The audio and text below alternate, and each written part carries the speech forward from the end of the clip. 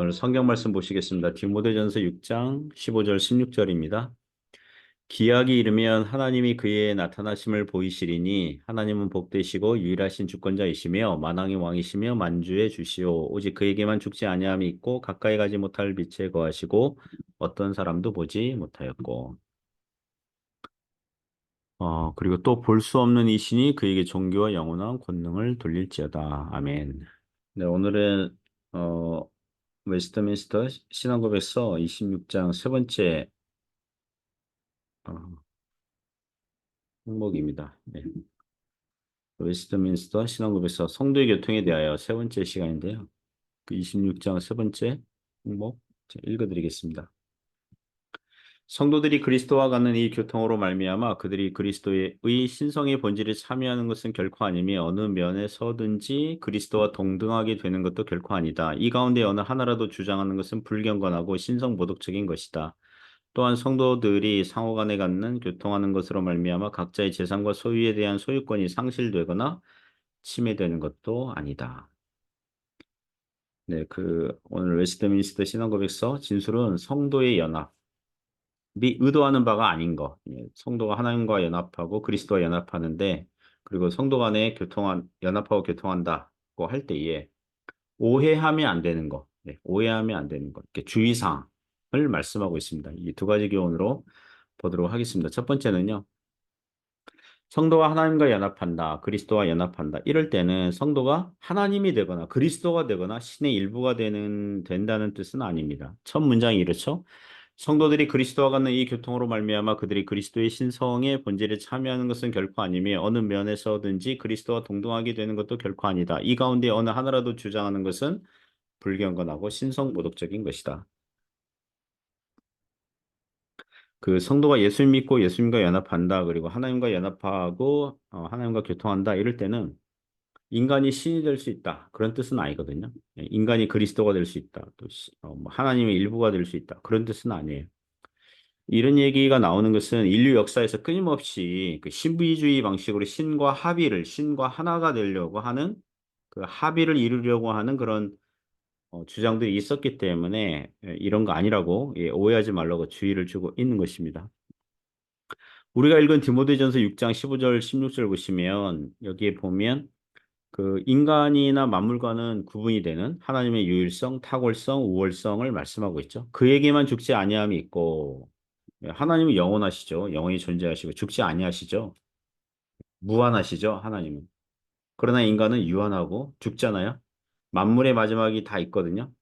그러나 하나님은 불멸하시고 영원하시고 그리고 오늘 보니까 가까이 가지 못할 빛에 거하시고 그러니까 하나님의 실체와 존재와 본질에 인간은 접근할 수도 없고 하지도 못해요. 우리가 하나님 알아요. 고린도전서 13장에 보면 우리가 얼굴과 얼굴을 대면하여 알듯 주님을 그렇게 알 것이다. 그럼에도 불구하고 하나님의 불과성, 하나님을 다 알 수는 없어요. 그분의 존재, 본질에 대해서 하나님은 가까이 가지 못할 빛에 거하시고 그런 부분들이 있어요.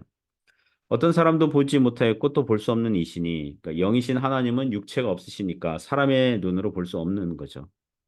그에게 존귀와 영원한 권능을 돌릴지어다 이렇게 말씀하고 있습니다.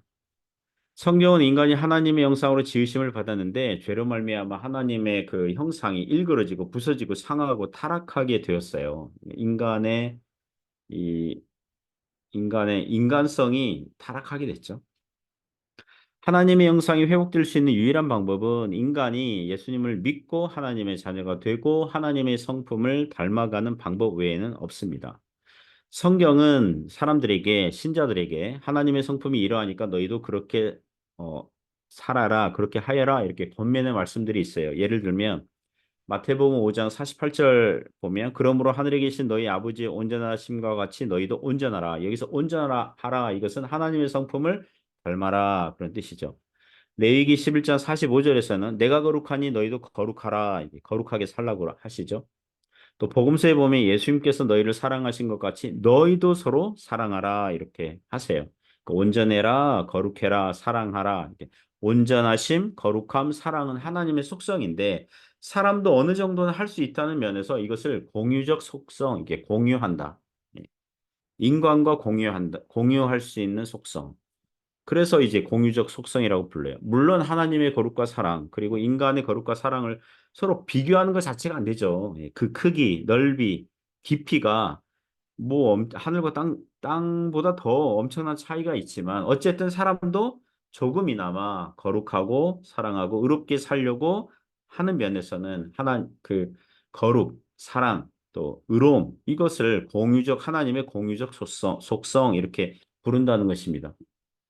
그러나 성경은 하나님께서 천지 창조하셨으니까 너희도 천지 창조해봐라.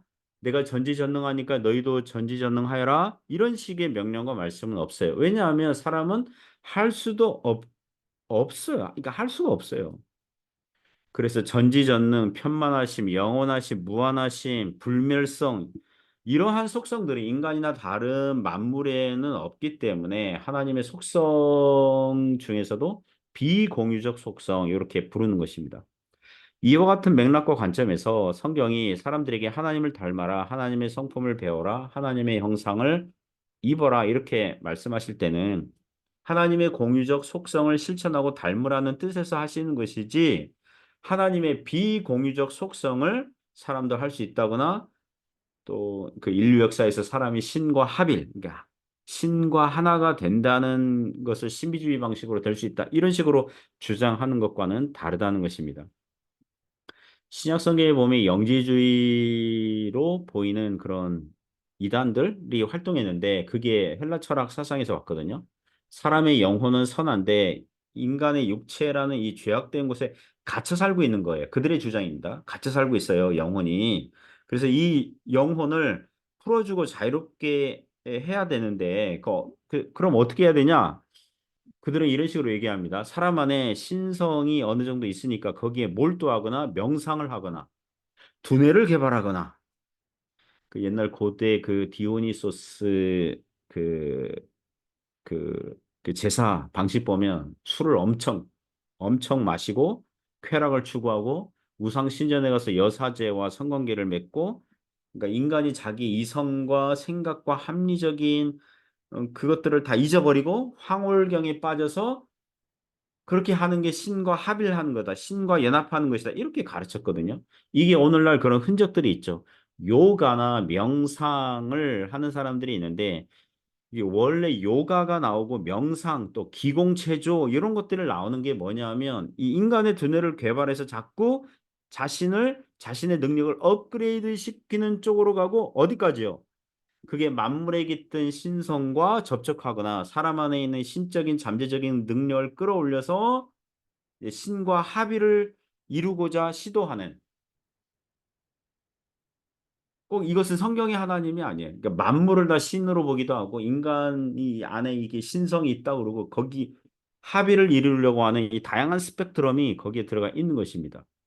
무당들이 구슬할 때 막 푸닥거리 할 때 보십시오. 막 춤추다가 신내림 받으면 작두를 탄다고 하잖아요. 작두를 타는데 용한 무당들은 발이 작두에 베이지 않는다. 뭐 이런 현상들이 있지 않습니까?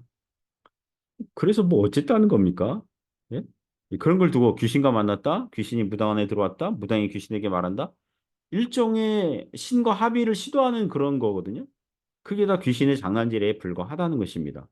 종교개혁 시대에 그 제세례파 일부, 퀘이커 교도나 그 메노나이트 그런 파가 그런 그룹들이 이런 주장이 있습니다. 그런 주장들은 뭐 이전에도 있었고요. 꼭 교회 역사가 아니더라도 그 일반 이교, 그러니까 그 우상 종교 그러나 세상 세속 철학에서도 얘기했고요. 지금도 그런 주장하는 사람들이 있는데 이런 주장합니다. 사람 안에 거룩한 불꽃이 있다는 거예요. 그러니까 신성, 이게 하나님의 그 어떤 신적인 그런 능력이 있다는 거예요. 사람 안에.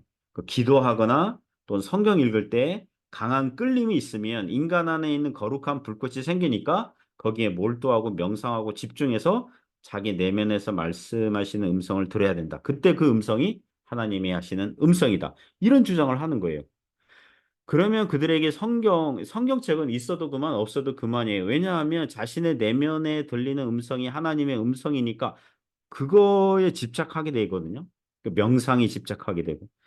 그런 것도 신과 합의를 주장하는 잘못된 주장의 그런 종류라고 할 수 있습니다. 사랑하는 성도 여러분, 우리가 성경을 읽으면 성경에 보면 구약 성경 시대에 그 하나님께서 선지자들을 부르시잖아요. 선지자들이 하나님 만날 때에 하나님의 계시를 받을 때에 또 성경을 기록할 때에 이런 방식이 아니에요. 뭔가 알 수 없는 강력한 힘에 이끌려서 자신의 생각과 지성은 없고 황홀경에 빠져서 자기도 모르게 막 글을 썼는데 나중에 정신 차리고 보니까 이사야서가 됐다. 예레미야서가 됐다. 이런 식으로 생각하면 안 돼요. 아닙니다. 선지자들은 또렷한 정신으로 하나님의 계시를 받아 적은 거예요. 모세가 광야에서 불타는 떨기나무에서 하나님을 배울 때에, 하나님 만날 때에, 모세는 또렷한 자신의 이성과 생각으로 만났어요. 물론 두려웠지만, 모세는 자신의 그 지성이 논리적으로 활동했고요.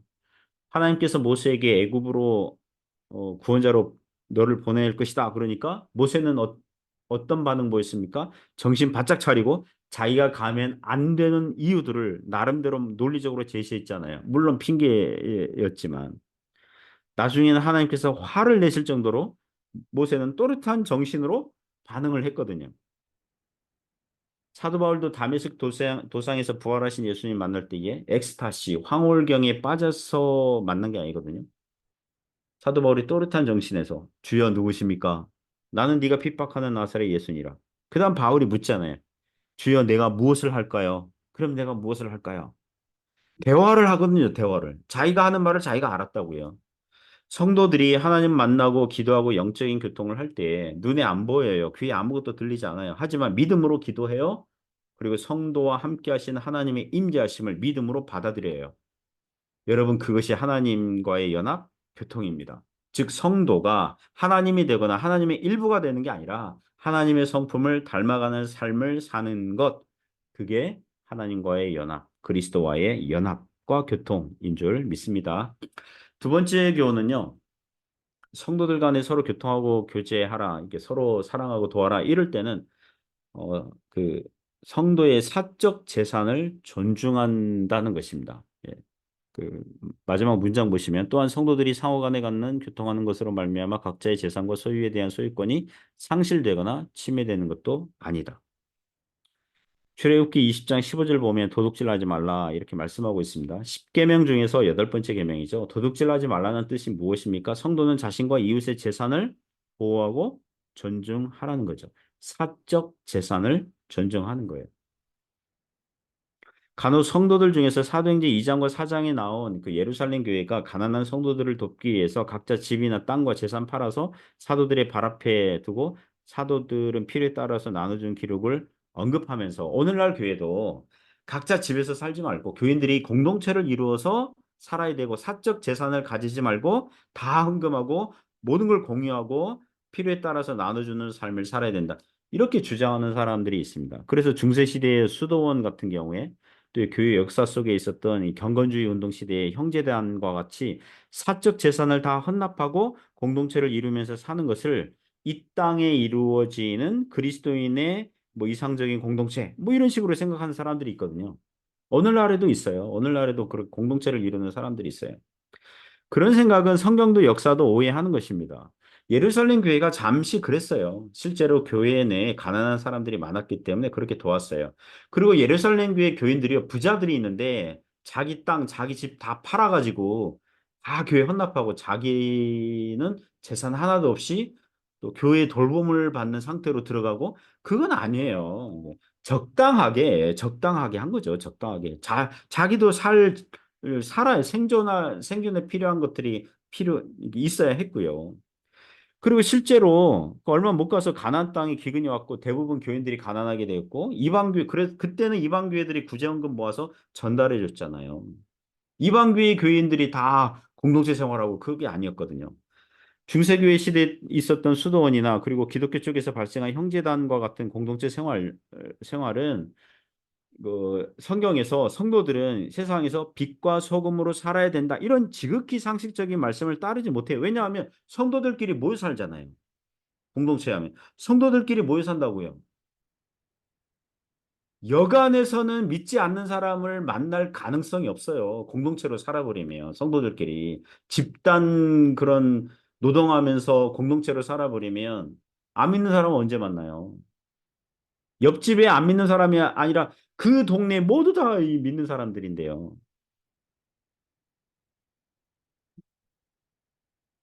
그래서 이 그리스도인들끼리 다 모여 살아버리면 이 분리된 선처럼, 그죠? 외딴 섬처럼 개토화되고 화석화되기 쉽다는 것입니다.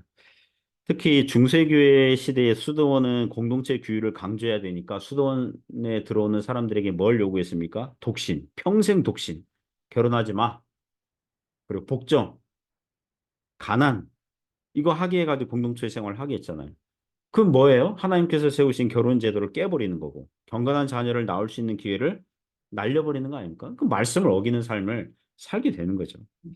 그래서 교회는 절간과 같이 산속에 있는 게 아니라 마을과 도시 속에 있어야 되는 겁니다. 그리고 성도들이 헌금을 할 때도 교회가 여러 뭐 사람들을 돕고자 할 때에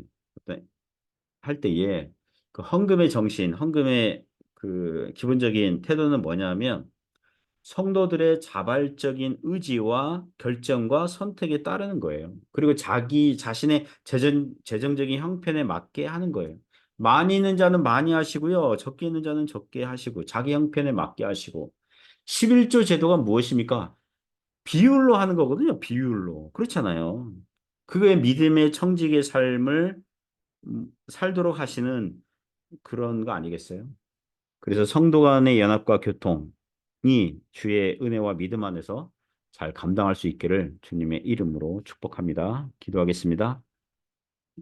하나님 아버지, 주님과 연합하고 교통하는 삶을 살진데 신비주의 방식으로 뭐 무슨 아주 신기하고 신비한 뭐 체험을 통해서 또 자신의 인격은 사라지고 무아지경에서 뭐 주님 만나는 신과 합이라는 그게 아니라 성경 읽고 기도하고 말씀 따라 살아가고 자신의 또렷한 이성과 지성의 활동으로 그리고 거룩한 의지로 또 주님 사랑하는 감정으로 살아가는 것인 줄 믿습니다. 또 이 땅에 빛과 소금으로 살라고 하시니 우리가 세상 가운데 주님 주신 말씀 순종하며 실천하며 걸어갈 수 있도록 함께하여 주옵소서.